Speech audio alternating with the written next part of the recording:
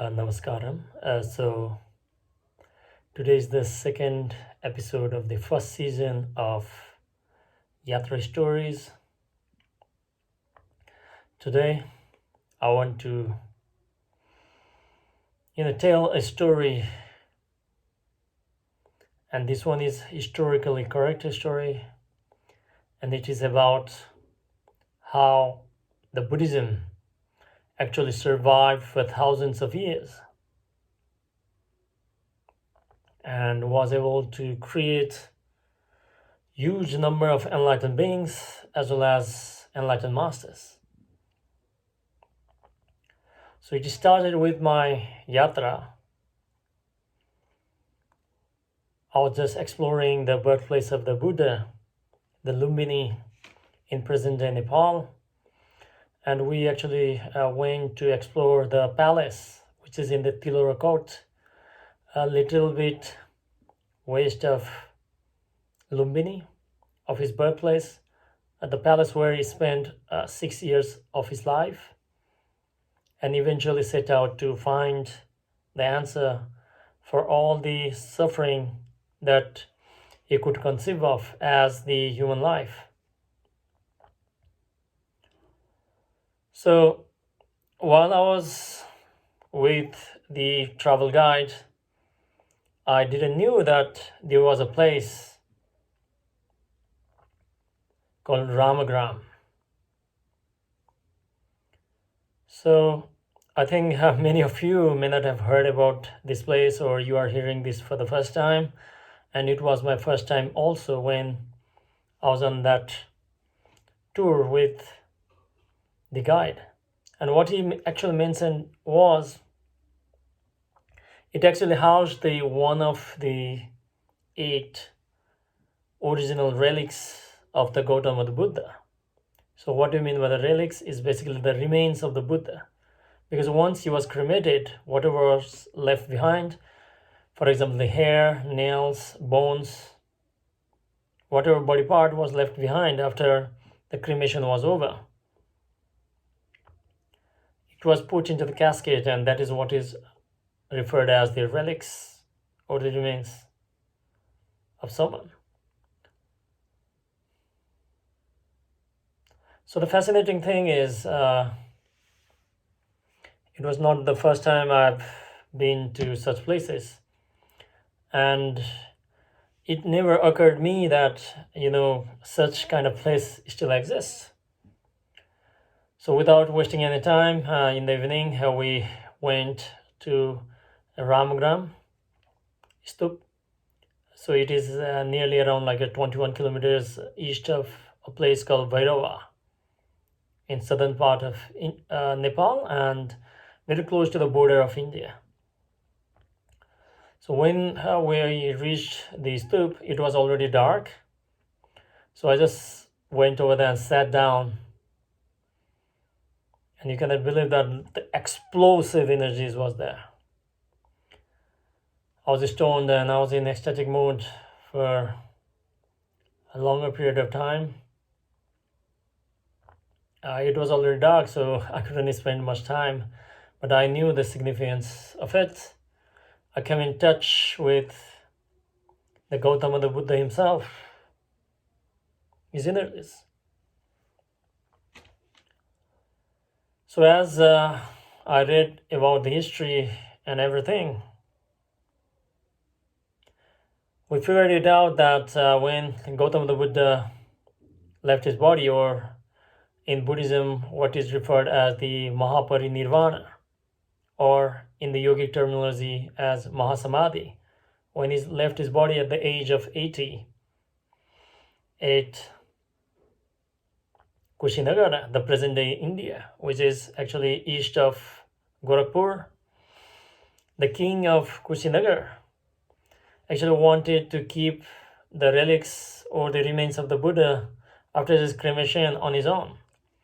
But there were like many nations from the father side of Gautama the Buddha, the mother side of Gautama the Buddha, and many other nations that would be the ally or the follower or initiated by the Gautama the Buddha. Because of this reason, you cannot believe that it actually, confounded me, because these nations actually fought with each other to have a control over the relics of the Gautama the Buddha. So it is said that whoever wins the war, they would take it and then run away. So eventually, this was going on forever because nobody wanted to let go, and there were too many parties involved. So what actually happened is all these nations, they sat down and then they decided that we'll actually divide the remains among them. So then the remains of the Gautama the Buddha was divided into 8 parts. So each of the nation was given a part of a relic, and that's how it went to 8 different places. So Ramagram is one of the places which belongs to the kingdom of Kolia, which is also known as the Gautama the Buddha's mother's nation. So what actually happens is, fast forward at the time of the Emperor Ashoka. Ashoka had a control from the present-day Afghanistan all the way down to the ASEAN nations. So because of that reason, because of the political reason, or as a Buddhist follower, there are a lot of aspects of the historical context. I will not go into that one, but for whatever reason, Samrat Ashoka knew the significance of the relics of the Buddha. So what he actually did was, he recalled all these 8 relics, but he was successful in collecting only 7, because it is said that when the army of the Ashoka went to collect the relics from Ramagram, they actually identified that it was actually guarded by the Nagas, serpents. And the monks as well as the locals found out that he didn't have the permission, so he left it intact. So the relics at the Ramagram is the only one that is 100% intact. So eventually what actually happened is, once Samrat Ashoka had the hand over these 7 parts of the relic, he put it together and he distributed it into 84,000 pieces. It is said that in the history. So he sent it out to different locations all over his empire. And at the time it is said that only the monastery that housed the relics of the Gautama the Buddha would be considered as the actual monastery. And does it sound familiar? So it is evident that each part of even the little bit of nail or a bone of Gautama the Buddha actually served as the sannidhi and actually supported the sadhana of all the Buddhist monks.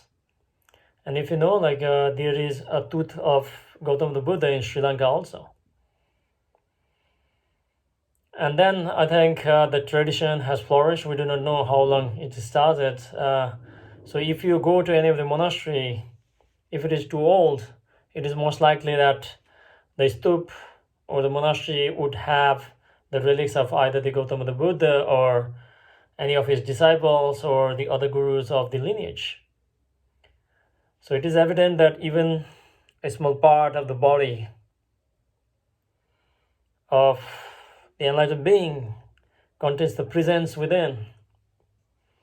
And it is my first-hand experience, so you should also experience this.